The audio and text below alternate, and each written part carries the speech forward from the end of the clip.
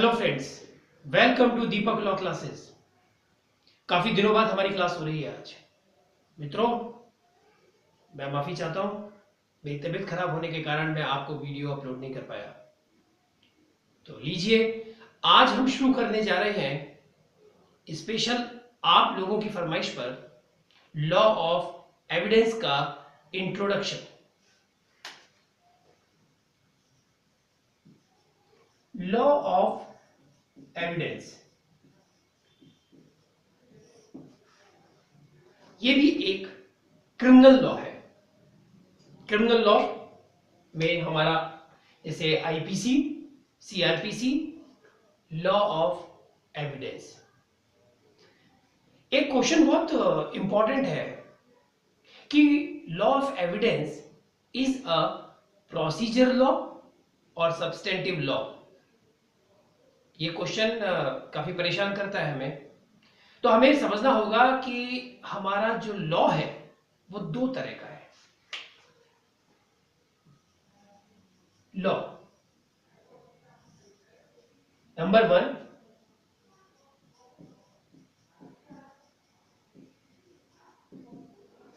substantive law. Second one is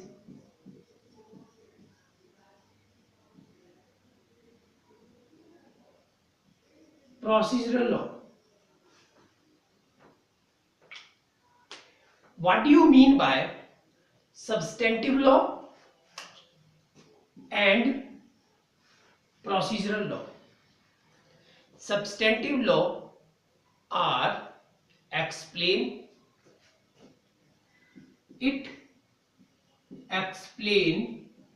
the parties to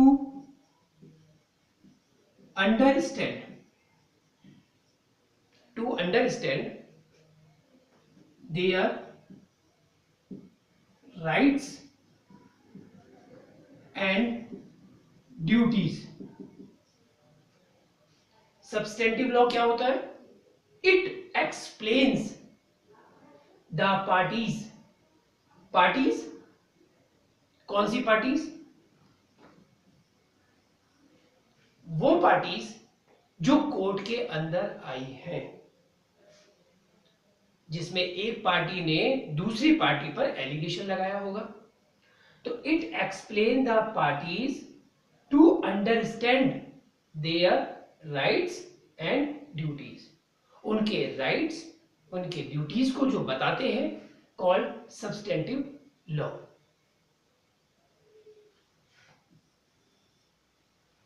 जैसे IPC,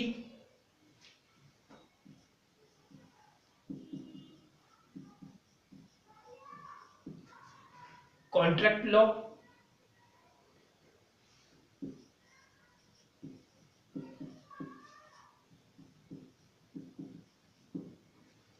law of property. Now procedural law, it determines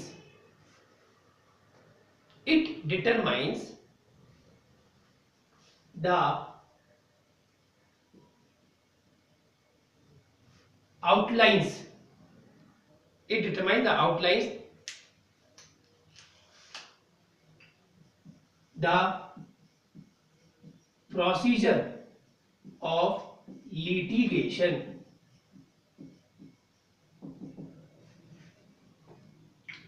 तो procedure law क्या बताता है? ये बताता है कि जो लिटिगेशन है, लिटिगेशन एक डिस्प्यूट जो कोर्ट के अंदर आया है, तो it determine the outlines, the procedure of litigation. Court में जब कोई मामला आता है तो कैसे आता है, वो कैसे साबित होगा। दो पार्टीज होंगी, एक आरोप लगा रही होगी, दूसरी उस आरोपों का खंडन कर रही होगी, उसे मना कर रही होगी, उसे डिनाई कर रही होगी। तो दोनों में से कौन सी पार्टी सही है, ये कहलाता है प्रोसीजर। किसी ना किसी का राइट होगा, किसी का राइट वॉयलेट होगा, वो कोर्ट में गया होगा, क्या उसका राइट वॉयलेट हुआ है? क्या वो जितना अधिकार मांग रहा है अपना, क्या उसे वो मिलना चाहिए? ऐसी कौन सी चीजें हैं जो ये साबित करती हैं कि मिस्टर ए का ये अधिकार है? ऐसी कौन सी चीजें हैं जो ये प्रूफ करती है कि ए का नहीं बी का अधिकार है? और ये कोर्ट के अंदर ये सब साबित कैसे होगा? कौन सी प्रक्रिया काम में ली जाएगी? कौन सा प्रोसीजर काम में लिया जाएगा? That's called procedural law. हम एक बात तो बहुत अच्छी तरह जानते हैं कि कोई क्राइम हो गया, इंडियन पिनल कोड में क्या है? ऑफेंस बता रखा है, उसका पनिशमेंट बता रखा है। ऑफेंस हो गया, कौन सा ऑफेंस हो गया? ऑफेंस हो गया थेफ्ट, चोरी हो गई। पनिशमेंट क्या है? ठीक है, 3 साल का कारावास या जुर्माना, दोनों, व्हाटएवर जो उसके अंदर जो और इंग्रेडिएंट्स होंगे। तो चोरी हो गई और उसका पनिशमेंट है, लेकिन अब क्या होगा? चोरी हो गई तो इसका मतलब ये नहीं है कि अपने घर पे आराम से सो गए, चाय पिएंगे, भाई आज तो चोरी हो गई, भाई बड़ा मजा आ रहा है। नो नो, क्या होगा? क्या तुमने पुलिस थाने में एफआईआर दर्ज कराई? पुलिस वाले क्या करेंगे? इन्वेस्टिगेशन करेंगे, उसमें क्या करेंगे? अरेस्ट करेंगे, फिर क्या करेंगे? कोर्ट में लेके आएंगे, 24 घंटे के अंदर अंदर उसे कोर्ट में पहुंचना है। वहां उसके साथ क्या होगा? या तो उसको पुलिस कस्टडी में भेजा जाएगा, या फिर बेल एप्लीकेशन लगाएंगे एडवोकेट, उसकी तरफ से एडवोकेट, बेल हो जाएगी या नहीं होगी, या जेसी भेज दिया जाएगा, पुलिस वाले रिमांड मांगेंगे या नहीं मांगेंगे, चालान पेश होगा, वहां से एविडेंस शुरू होगी, हो सकता है बेल हो जाए बीच में। What is this? ये सब क्या है? That's called procedure. ये सब प्रोसीजर है। तो सब्सटेंटिव लॉ केवल राइट्स बता रहे हैं, प्रोसीजर ये सारा का सारा प्रोसीजर। इसलिए प्रोसीजर लॉ के एग्जांपल क्या होंगे? जैसे CPC, CrPC, civil procedure code, criminal procedure code. तो अभी जो मैंने एग्जांपल बताया था कि चोरी हो जाती है, फिर ये होगा, ये होगा, ये होगा, that's a criminal procedure code. तो मेरे दोस्तों, इंडियन पिनल कोड, जिसे हिंदी में कहते हैं भारतीय दंड संहिता, उसमें तो आप लोगों को ऑफेंसेस बताए गए हैं, उनके पनिशमेंट बताया गया है। अगर ये इंग्रेडिएंट्स होंगे तो ये वाला ऑफेंस हो गया, मान लिया जाएगा। लेकिन अब उसे साबित भी करना है, उसके लिए क्या करें? सबसे पहले हमें उसको पकड़ना होगा, अरेस्ट करना होगा, तो सीआरपीसी में चला गया। 24 घंटे में पेश करना है उसे, उसकी बेल का प्रोविजन, उसकी अपील का प्रोविजन, ये सब कहाँ है? सीआरपीसी में। हो सकता है कि वो बाइज्जत बरी हो जाए, हो सकता है उसे सजा हो जाए। अब उसे सजा होगी या नहीं होगी, ये कैसे साबित होगा? तो ये वर्ड मैं बार बार जो बोल रहा हूं ना, साबित होगा, ये साबित कैसे होगा? बस वही खेल है लॉ ऑफ एविडेंस, यही है लॉ ऑफ एविडेंस। इन दोनों में डिफरेंस कर पाना, it is not a easy task, क्योंकि यह भी हो सकता है कोई लॉ सब्सटेंशियल भी है, प्रोसीजर भी है। It may be possible such law may be treated as a substantial law as well as procedural law, just like evidence.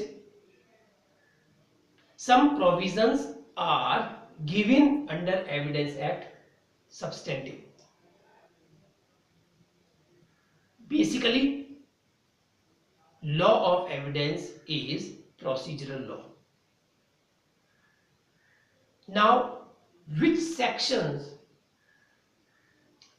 says about substantive? Section 115 15 under the law of evidence act. Section 115 क्या कहता है? Law of estoppel के बारे में बात करता है, विबंध का सिद्धांत, लॉ ऑफ एस्टोपल। जी, वैसे तो हम जब एविडेंस एक्ट को थॉरोली पढ़ेंगे तब लॉ ऑफ सेक्शन 115 हम एक्सप्लेन करेंगे, लेकिन जब बात चली है तो एक छोटा सा कि आखिर लॉ ऑफ एस्टोपल है क्या।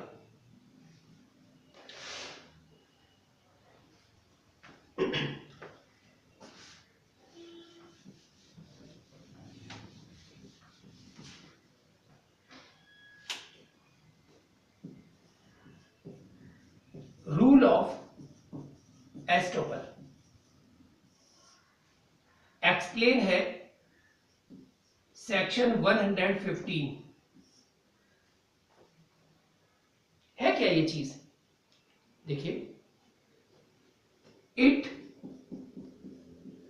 Prevents a person, it prevents a person to rebut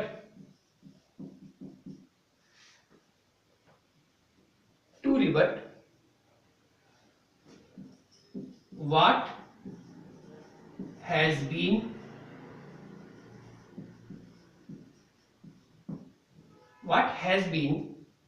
represented by him।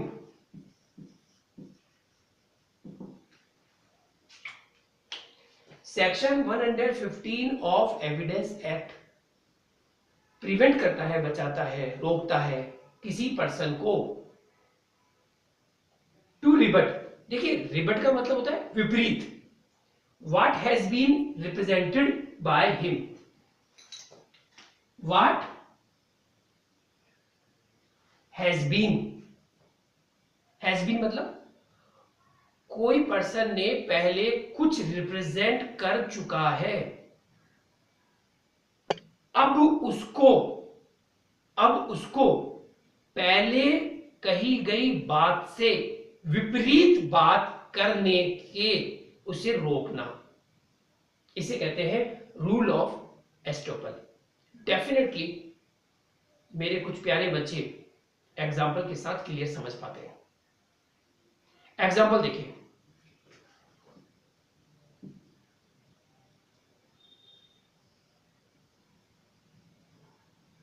ये क्या है?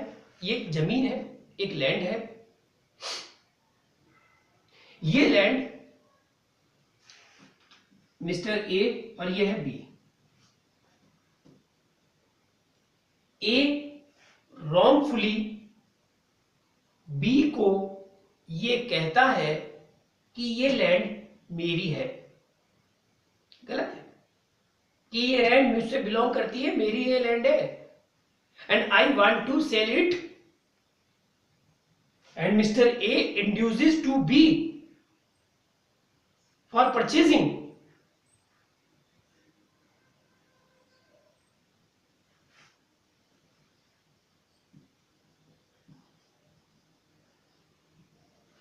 afterwards, बाद में A becomes the holder of this land। बाद में ए इस लैंड का स्वामी हो गया, ये लैंड वास्तव में अब इसके पास आ गई। नाउ मिस्टर ए सेटासाइड, सेटासाइड क्या होता है सीपीसी में भी हम पढ़ेंगे, फिलहाल ये इसका मतलब है कि now a set aside the sale, कि जो बी के साथ इसने एग्रीमेंट किया था उस सेल को खत्म करना चाहता है।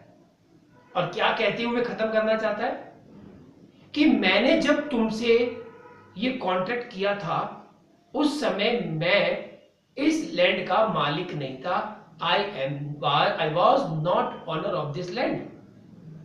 I had no title of this land, कि उस समय मेरा इस पे कोई टाइटल ही नहीं था। तो रूल ऑफ एस्टोपल क्या हुआ कहता है? रूल ऑफ एस्टोपल कहता है इट प्रिवेंट्स अ पर्सन। तो अ पर्सन कौन है? ए। टू रिबट, टू रिबट यानी कि विपरीत बात कहने की बात कर रहा है।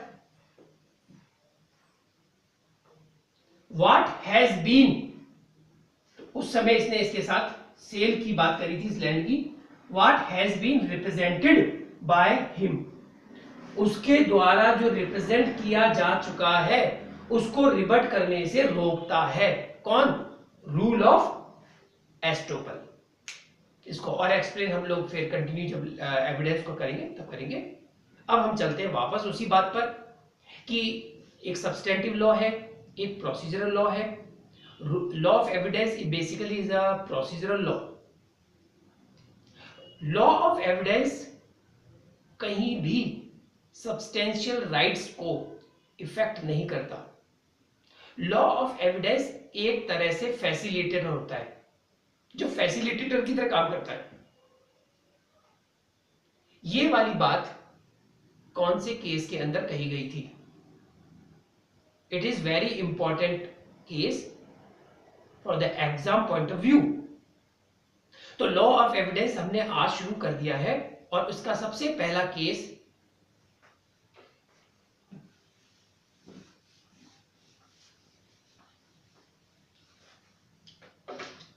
रामजस वर्सेस सुरेंद्र नाथ।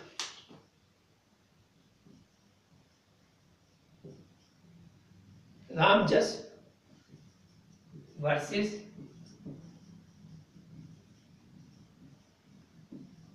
सुरेंद्र नाथ, ये इंपॉर्टेंट केस है। AIR 1980। और इस केस में ये बात कहने वाले कौन थे? जस्टिस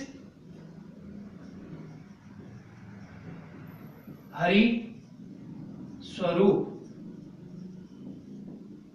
जस्टिस हरि स्वरूप। तो जस्टिस हरि स्वरूप ने रामजस वर्सेस सुरेंद्र नाथ वाले मैटर में क्या इंपॉर्टेंट लाइन बताई थी, क्या कहा था उन्होंने? The law of evidence, the law of evidence does not, the law of evidence does not affect substantive, the law of evidence does not affect substantive rights। किसके? Rights of parties. पार्टीज के rights को किसी भी तरह से affect नहीं करता है, but only lays down the, but only lays down the law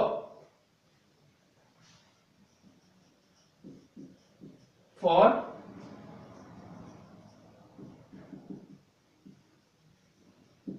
facilitating the course of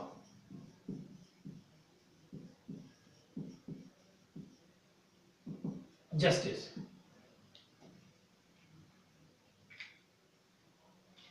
The Evidence Act lays down the rules of evidence for the purpose of guidance of the court। ये वाली बात भी इस case में justice Hari स्वरूप ने कही। It is procedural law, it is procedural law, it is procedural law which provides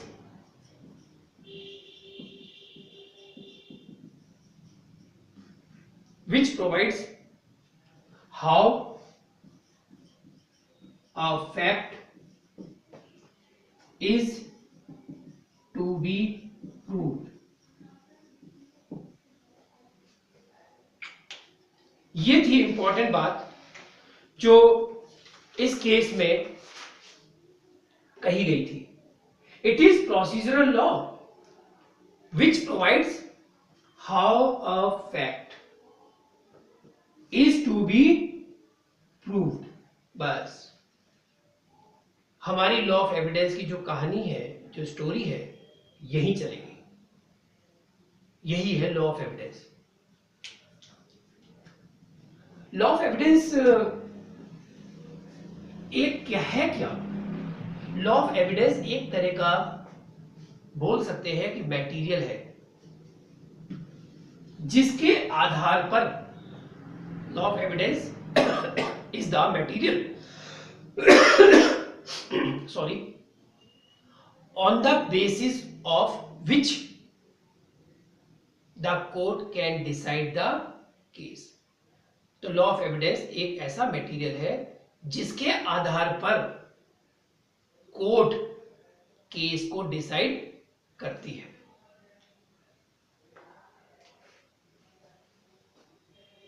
the law of evidence establishes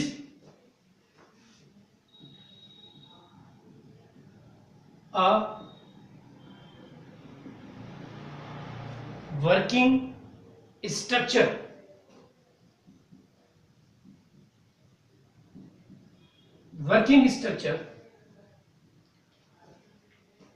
for the courts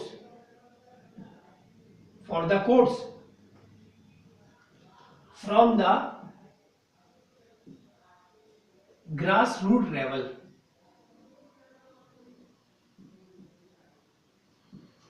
देखिए, ये बहुत इंपॉर्टेंट एक फीचर लॉ ऑफ एविडेंस के बारे में मैं आपको यहां पे बता रहा हूं कि the law of evidence establishes a working structure. ये जो वर्ड है ना, वर्किंग स्ट्रक्चर, ये वर्किंग स्ट्रक्चर का मतलब है कि कोर्ट के अंदर कोई काम कैसे होता है, किस तरह से होगा।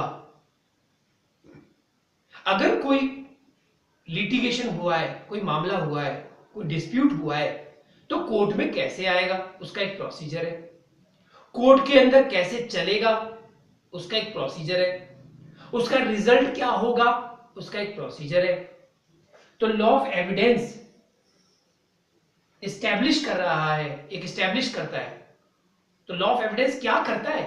इस्टेब्लिश करता है। क्या इस्टेब्लिश करता है? एक working structure.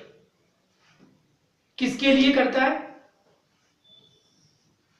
For the courts, court के लिए करता है, न्यायालय के लिए करता है। कहां से करता है? From the grass root level. अब बच्चों, ये जो वर्ड है ग्रास रूट लेवल, इसका मतलब है बिल्कुल नीचे से, बिल्कुल नीचे से। आप लोगों ने पॉलिटिक्स के अंदर सुना होगा ना, एसी में बैठ करके निर्णय देते हैं, एसी में बैठ के जजमेंट, एसी में बैठ के ये करते हैं। उन्हें ये पता ही नहीं है, जमीनी हकीकत नहीं पता। दरअसल ग्रास रूट लेवल यानी बिल्कुल शुरुआत से, नीचे से कोर्ट में केस कैसे आएगा, आगे क्या होगा, फिर क्या होगा, that's called the grass root level. तो law of evidence establishes a working structure for the courts from the grass root level. Now second, दूसरा हम ये भी कह सकते हैं, it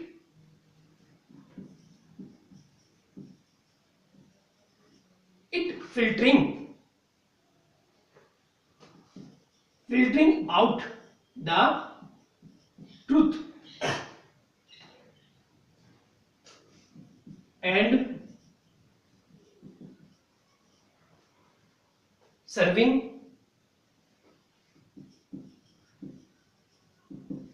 justice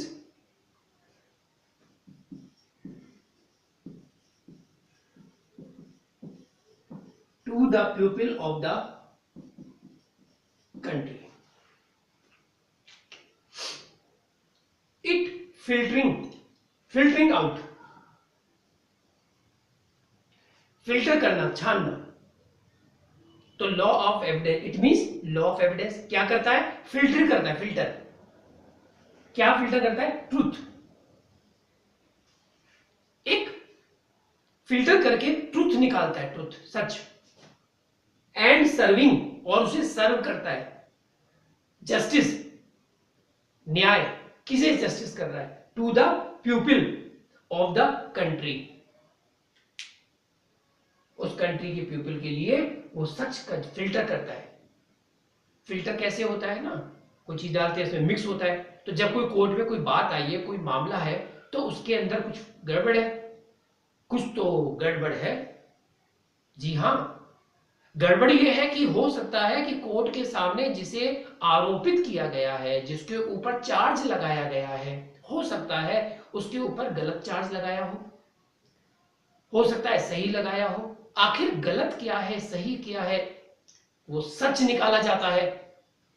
law of evidence से वो बात कोर्ट के अंदर प्रूफ होगी, उसके बाद डिसाइड होगा whether such person be punishable or not, whether such person be convicted or acquitted. Acquittal क्या मतलब, बाइज्जत बरी। कन्विक्टेड का मतलब जिसे सजा हो गई, वो कन्विक्ट हो गया। So now these are the features of law of evidence। अब एक लास्ट में जो अब तक हमने पढ़ा है उसका एक छोटा सा एग्जांपल मैं आपको क्लियर करता हूं, जिससे सारी चीजें क्लियर हो जाएंगी।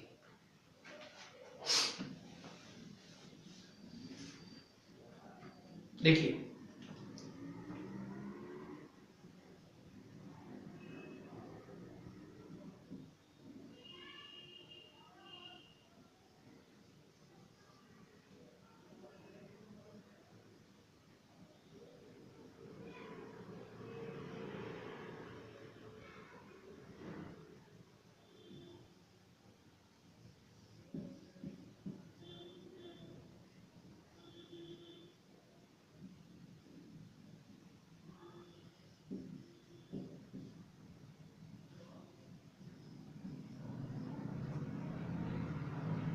मिस्टर ए ने मिस्टर बी को शूट किया, धाए, और मिस्टर बी मर गया।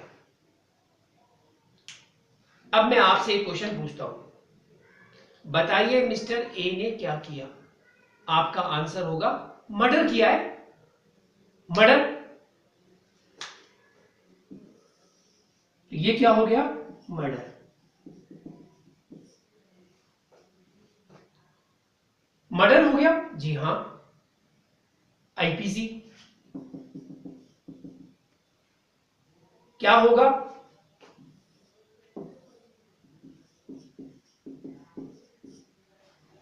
पनिश होगा। ए ने बी का मर्डर किया है, पनिश होगा। आईपीसी में बताया हुआ है, पनिशमेंट भी आईपीसी में बताया हुआ है। लेकिन बच्चों, every case has a fact story behind it। कुछ ना कुछ होगा, ये फैक्ट होता है। मामला स्टोरी कहां चला जाता है? कोर्ट में। कोर्ट में दो लोग होंगे, एक होता है प्रोसिक्यूशन और एक होगा आपका डिफेंस। फैक्ट आया कोर्ट में, प्रोसिक्यूशन, डिफेंस। अब प्रोसिक्यूशन किसी फैक्ट को कोर्ट में प्रूव करेगा,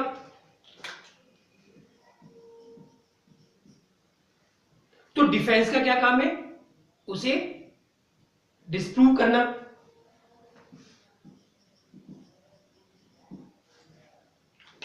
डिफेंस अपना कोई एक फैक्ट रखेगा, प्रूव करेगा, प्रोसिक्यूशन इसे डिस्प्रूव करेगा। बस कोर्ट के अंदर इसी बात की लड़ाई है। कोर्ट में कोई बात कोई एडवोकेट कैसे प्रूव करता है, दूसरा एडवोकेट काउंसिल उसे कैसे डिस्प्रूव करेगा, यही तो वर्क है। तो इससे मतलब चलता है what the main function of the law of evidence.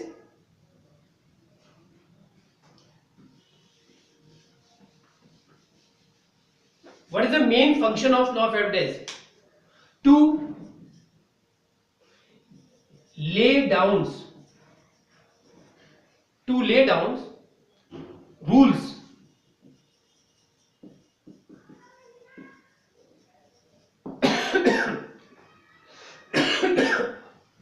according to which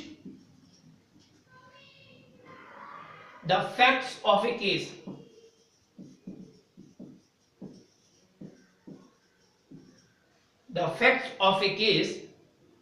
can be proved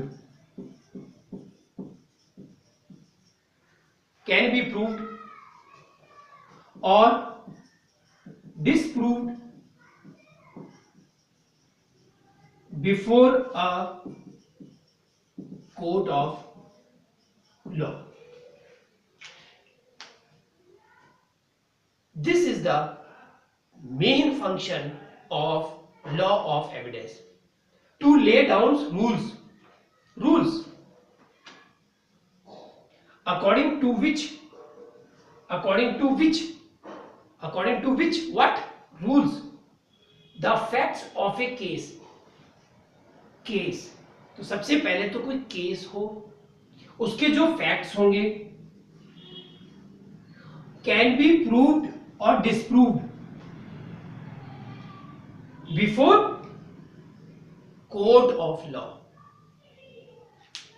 case, उसके कुछ फैक्ट्स होंगे जिसे कोर्ट के अंदर प्रूव करना है या डिस्प्रूव करेंगे, लेकिन इनको प्रूव करना है, डिस्प्रूव करना है, उसके कुछ रूल्स होते हैं और वो रूल्स लॉ ऑफ एविडेंस में दिए हुए हैं.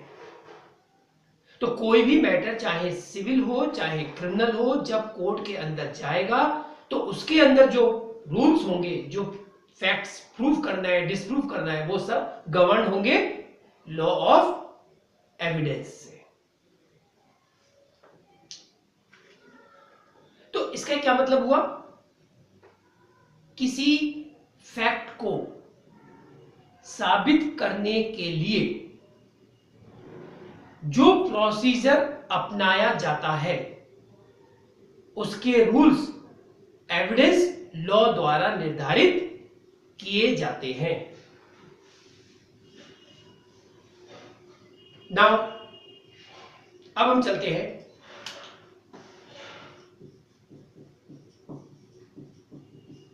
हिस्टोरिकल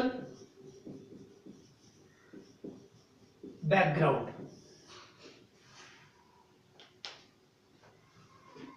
हिस्टोरिकल बैकग्राउंड किसका? लॉ ऑफ एविडेंस का.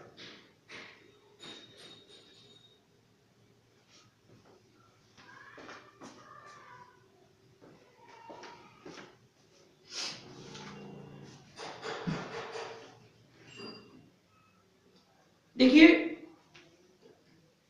लॉ ऑफ एविडेंस, जो एविडेंस एक्ट है वो है 1872 का.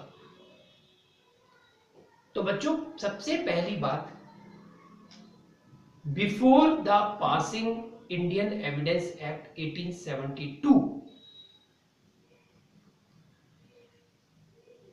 this country did not possess any uniform law. कि 1872 से पहले इंडिया में कोई यूनिफॉर्म लॉ नहीं था. यह बात आप सबसे पहले क्लियर कर लें. एविडेंस के सब्जेक्ट पर 1872 से पहले कोई यूनिफॉर्म लॉ नहीं था. तो आज हम थोड़ा सा हिस्टोरिकल बैकग्राउंड को देखते हैं, पीछे चलते हैं. हमारे क्या होता है पहले? टाउन्स. कैसे होगा? TOWNS, towns. तो दो तरह के टाउन्स थे. Number 1, presidency towns. Presidency towns, presidency towns. और दूसरा क्या होता है? मुफस्सिल टाउन. एक प्रेसिडेंसी टाउन, एक मुफस्सिल. प्रेसिडेंसी टाउन्स में कौन सा लॉ एप्लीकेबल होता था? ध्यान से देखिएगा. Rules of the English law of evidence. तो प्रेसिडेंसी टाउन्स में rules of the English law of evidence follow होता था, ये फॉलो होता था प्रेसिडेंसी टाउन्स में। और मुफस्सिल टाउन्स के अंदर कोई सिस्टम नहीं था, वहां पे कोई तरीका सही नहीं था। वहां पे हम मॉमडन लॉ एप्लीकेबल या local law,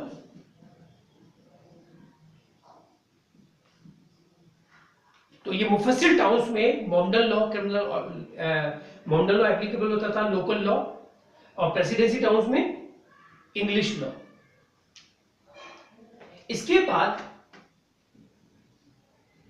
Indian evidence act आया 1835 में, 1835।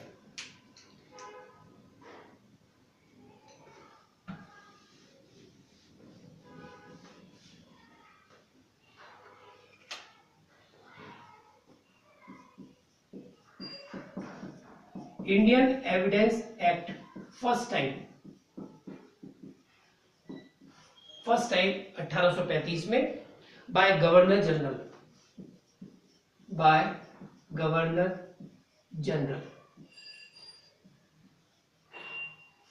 1835 के बाद दूसरा एविडेंस एक्ट आया 1855 में, और इसके बाद आया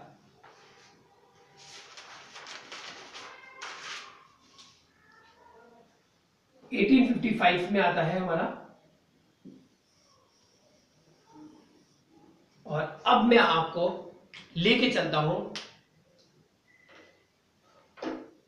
कि इंडियन एविडेंस एक्ट को ड्राफ्ट करने के लिए सबसे पहले किसे अपॉइंट किया गया था। एविडेंस से रिलेटेड लॉ बनाने के लिए सबसे पहले 1868 में, ध्यान से देखिए, 1868 में सर हेनरी समरमेन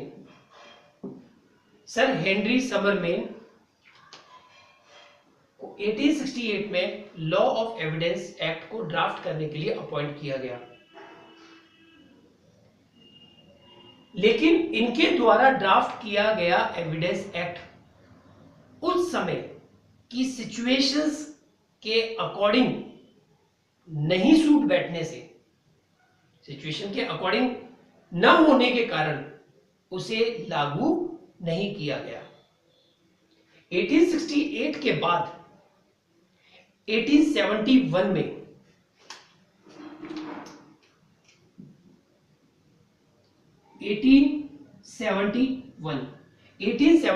में सर जॉर्ज स्टीफन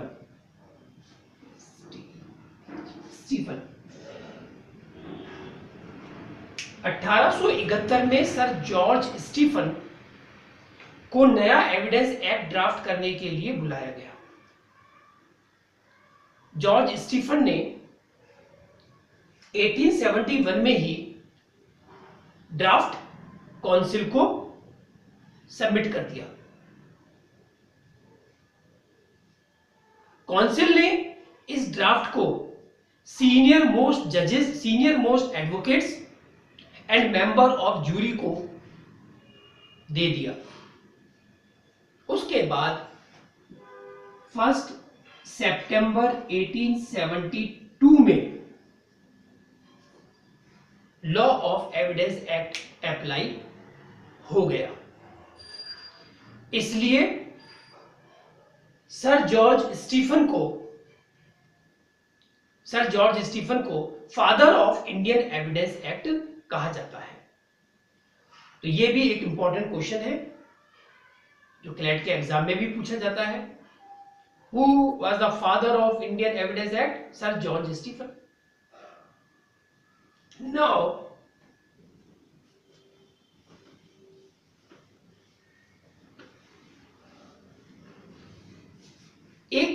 चीज और मैं आज आपको बता दूं, दो वर्ड है,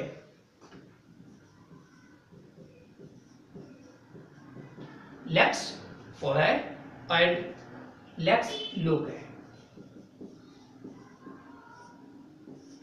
ये भी क्वेश्चन एग्जाम में आता है कि Indian evidence is lex fori lex लोके।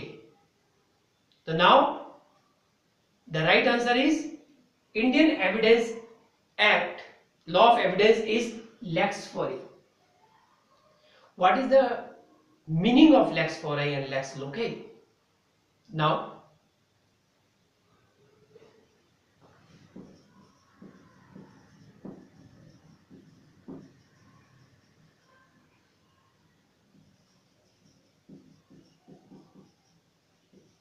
Lakes loci means law of land where event occurred, कहां हुआ है event. Lex fori means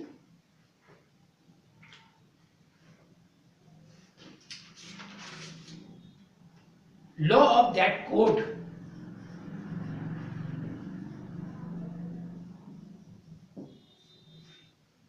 where the court is situated।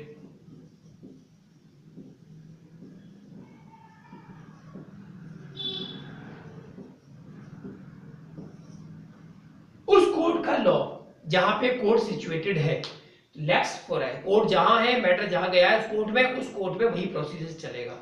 Law of evidence is lex fori. Now वो कौन सा case है जिसमें ये कहा गया law of evidence is lex fori? Important है, नोट करिएगा। उस केस का नाम है Bain versus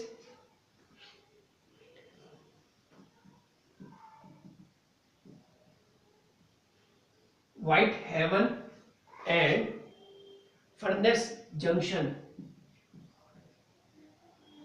furnace Junction railway company, railway company 1850।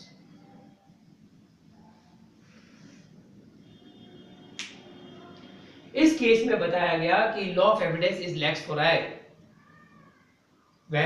which governs the court whether a witness is competent or not, whether a certain fact requires to be proved by writing or not, whether a certain evidence proves a fact or not, that is to be determined by the law of the country, which where the question arises, where the remedy is sought to be enforced, and where the court sits to enforce it।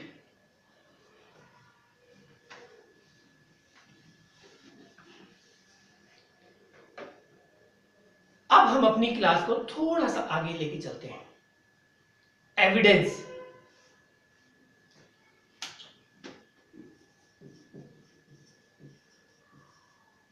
Evidence,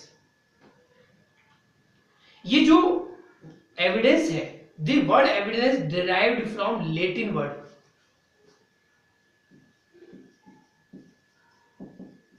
Latin word क्या नाम है उसका? Evident.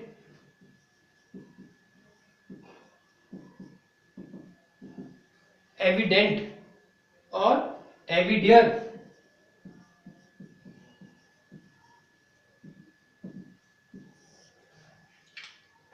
which means to show clearly, to show clearly, to prove, to discover clearly।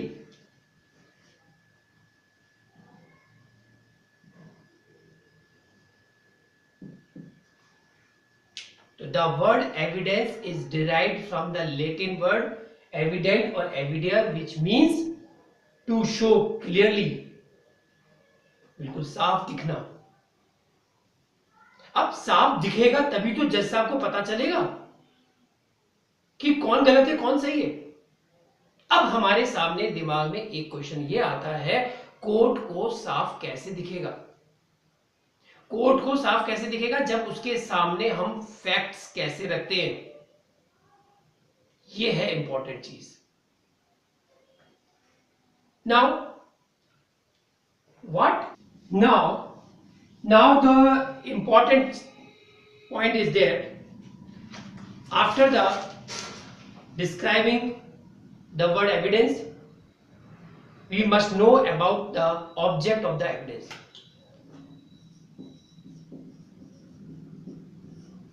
What is the object of the evidence? To help courts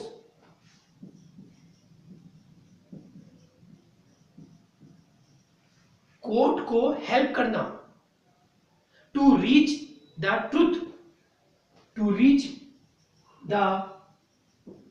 truth, सच तक पहुंचने के लिए court की help करना, एंड टू अवॉइड, क्या avoid? Any confusion, to avoid any confusion in the minds of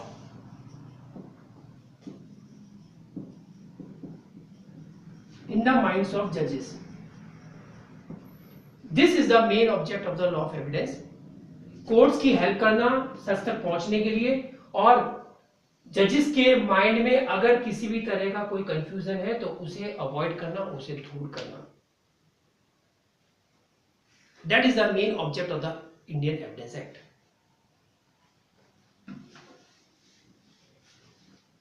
Some very basic important things.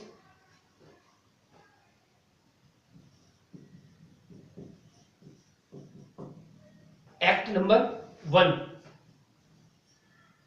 Law of Evidence Act क्या है? Act number 1 कौन से ईयर का? 1872।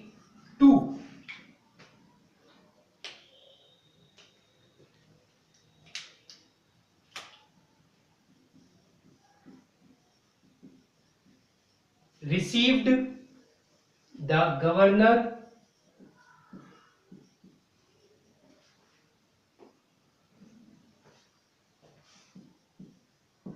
General's assent। गवर्नर जनरल की ascent कब मिलती है इस एक्ट को? 15 मार्च 1872।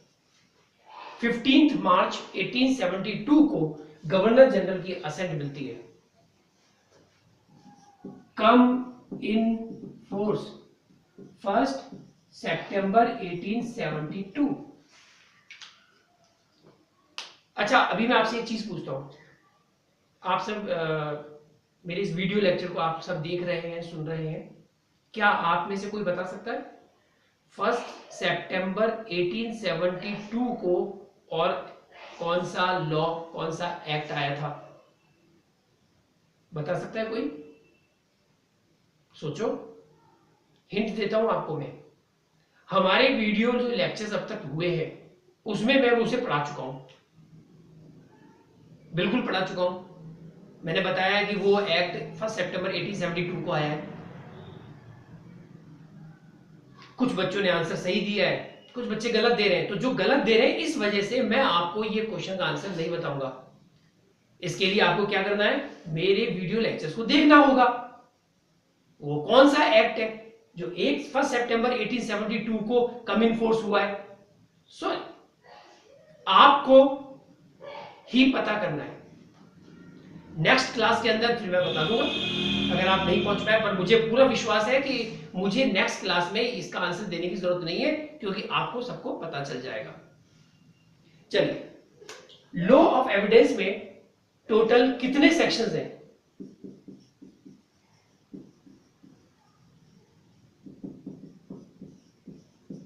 167 सेक्शंस हैं। लॉ ऑफ एविडेंस में। अगेन मेरा एक क्वेश्चन है, क्या आप बता सकते हैं 511 सेक्शंस किस एक्ट के अंदर है?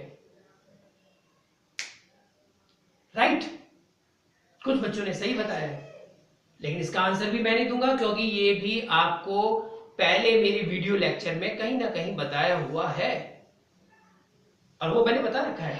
उस एक्ट के बारे में पूरा नहीं बताया है, लेकिन उसमें 511 सेक्शन है। नाउ टोटल चैप्टर्स,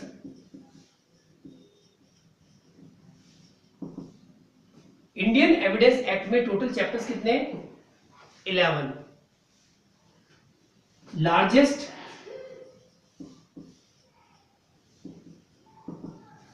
चैप्टर कौन सा है? कितने? सेकंड। और स्मॉलेस्ट चैप्टर कौन सा है? 11 नंबर। सबसे बड़ा है सेकंड, सबसे छोटा चैप्टर है 11। इसमें एक ही सेक्शन है केवल 167, और इसमें तकरीबन 51 सेक्शन है, 5 से लेके 55 तक चैप्टर। लार्जेस्ट चैप्टर है ये इंडियन एविडेंस एक्ट का। Total parts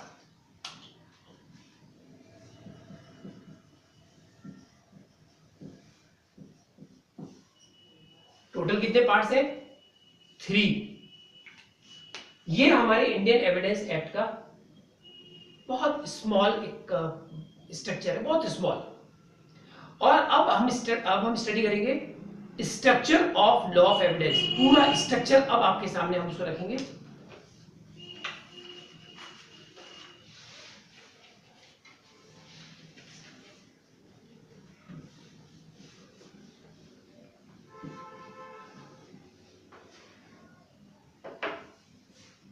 structure of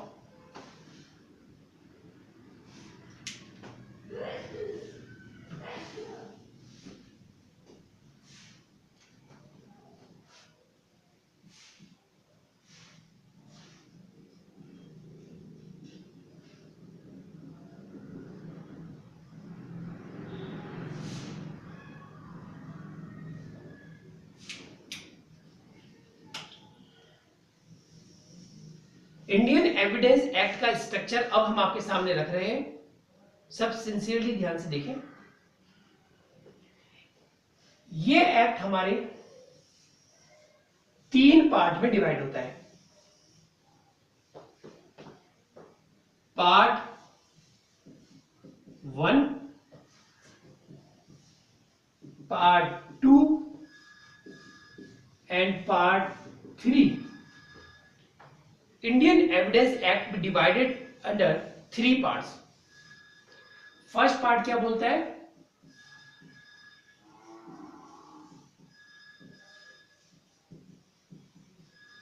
relevancy of facts. Second part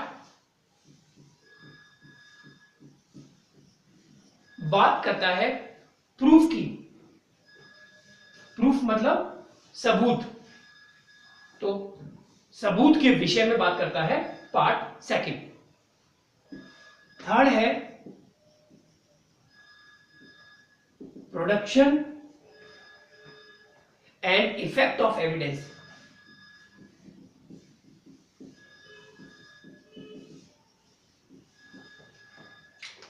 हमारे लॉ ऑफ एविडेंस 3 पार्ट में divide. Part 1, part 2 and part 3। जो पार्ट 1 है रिलेवेंसी ऑफ फैक्ट्स, वो 2 में डिवाइड होता है।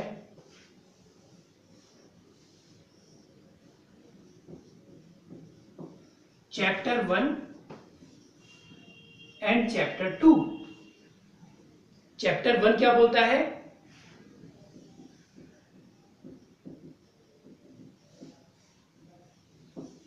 जो हमें प्रिलिमिनरी के बारे में बताता है। सेक्शन 1 से लेके 4 तक। Chapter 2 relevancy of facts,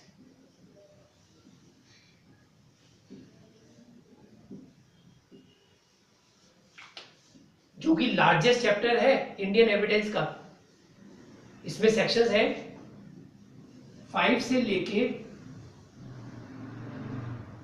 55। Part 1 खत्म। Now come part 2।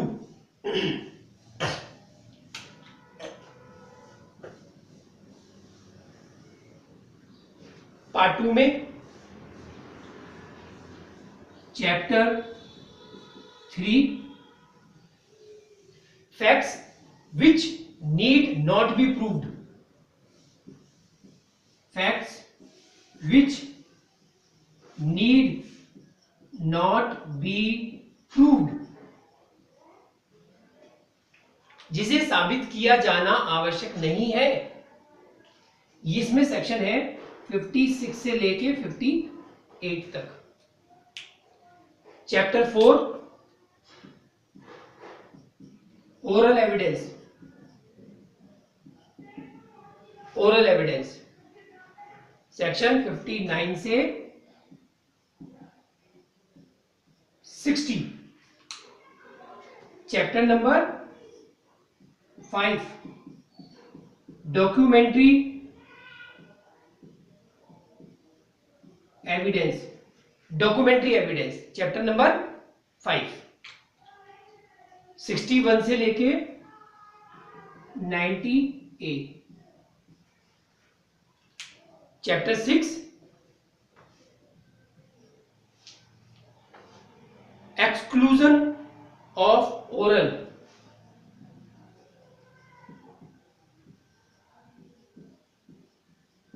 Bye document. Exclusion मतलब अपवर्जन। ये है आपके 91 से लेके 100 तक। Now come to the part 3। इस पार्ट 3 में 5 चैप्टर हैं।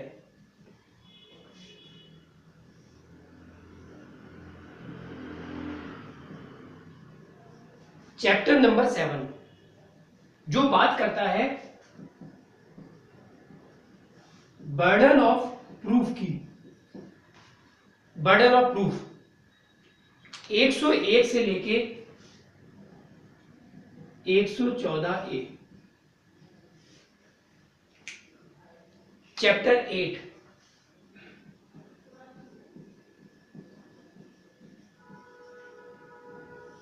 एस्टोपल, जो आप जानते हैं 115 से लेके 117 तक। चैप्टर 9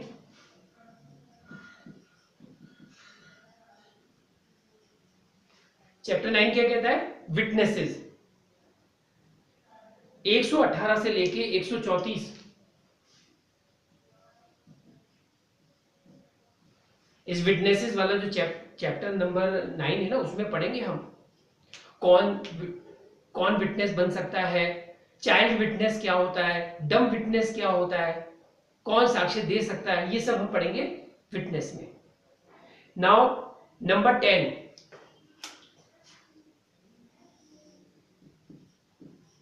चैप्टर 10 ये बात करता है एग्जामिनेशन ऑफ, चैप्टर 10 बात करता है एग्जामिनेशन ऑफ विटनेसेस। इसमें पढ़ेंगे हम। और हाँ, एलएलबी के स्टूडेंट्स ध्यान से सुने, इसमें से एक लेंथी क्वेश्चन जरूर आता है। इसी में ही है वो 3 तरह के examination, examination in chief, cross examination और री एग्जामिनेशन। एक क्वेश्चन इसमें से जरूर आता है, बहुत इंपॉर्टेंट है। Now come to the last chapter, chapter number 11 number का चैप्टर क्या बोलता है? ये इम्प्रॉपर एडमिशन,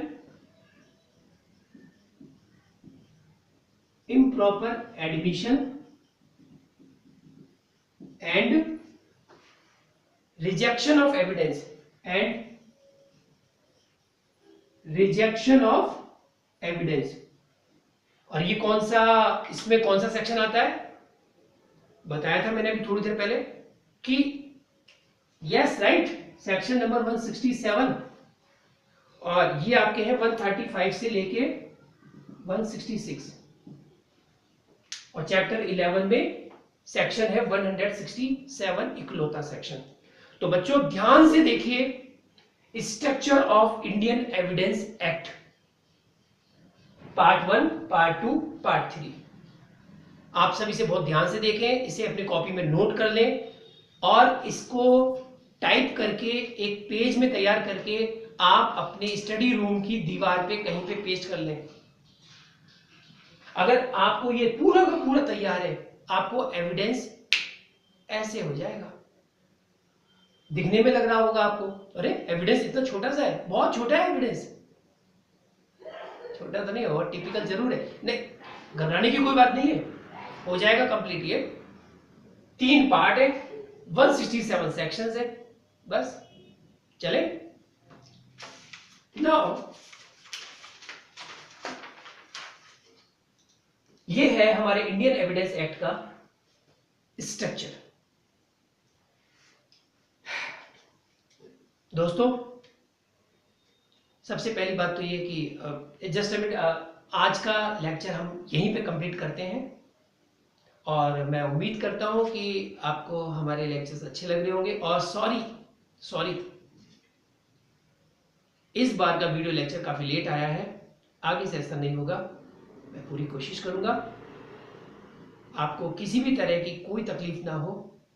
और इंडियन एविडेंस एक्ट का स्ट्रक्चर तैयार है, आप इसे याद करें, आप इसे तैयार कर लें आपके लिए। मैं और नेक्स्ट इसके बाद जब हम लोग एविडेंस एक्ट का नेक्स्ट लेक्चर तैयार करेंगे तो हम आपको बताएंगे कि पूरी एविडेंस एक्ट के एविडेंस जो एक्ट है वो केवल कुछ ही क्वेश्चंस की अंदर घूमती है। वो कौन से क्वेश्चंस हैं, ज्यादा नहीं है, थोड़े से 8-9 क्वेश्चंस होंगे, उन्हीं क्वेश्चंस के अंदर पूरी एविडेंस है। उसको हम अपने नेक्स्ट वीडियो के अंदर आपको दिखाएंगे। तो दोस्तों आज की क्लास हम यही ओवर करते हैं। Thank you for watching Deepak law classes. और हम लोगों ने अपनी ऑनलाइन क्लासेस जो चला रखी हैं सिर्फ आपके लिए चलाई हैं और डेफिनेटली आपको अच्छा लग रहा होगा। और हाँ, thanks for your good comments. आप सभी के कमेंट्स को मैं बहुत ध्यान से पढ़ता हूँ, देखता हूँ। स्पेशली एक कमेंट आया है हमारे लिए कि एविडेंस एक्ट चालू करिए, और मैं उनको कहूँगा कि एविडेंस एक्ट अब स्टार्ट हो गया है। वो काफ़ी दिनों से उन्होंने मुझे काफ़ी रिक्वेस्ट कर रखी थी कि एविडेंस एक्ट चालू करें। और साथ में मैं आपको आने वाले टाइम में क्लैट की प्रिपरेशन कैसे की जाए, क्लैट की प्रिपरेशन के अंदर लॉ के कौन कौन से टॉपिक्स हैं, कौन कौन से सब्जेक्ट्स हैं, क्लैट के एग्जाम में क्वेश्चंस कैसे पूछे जाते हैं, उनके आंसर्स हम अच्छे तरीके से कैसे दें, कौन सी बुक्स हम पढ़ें, हम किस तरह से अपने आप को अपडेट रखें लॉ में। तो एक हमारा स्पेशल दीपक लॉ क्लासेस का अब आने वाला है CLAT, how to crack the exam of CLAT. तो इसकी प्रिपरेशन कैसे की जाए, इस एग्जाम को क्रैक कैसे किया जाए, ये चीज आपको हम अपने स्पेशल क्लास में देंगे। और thank you for watching Deepak law classes.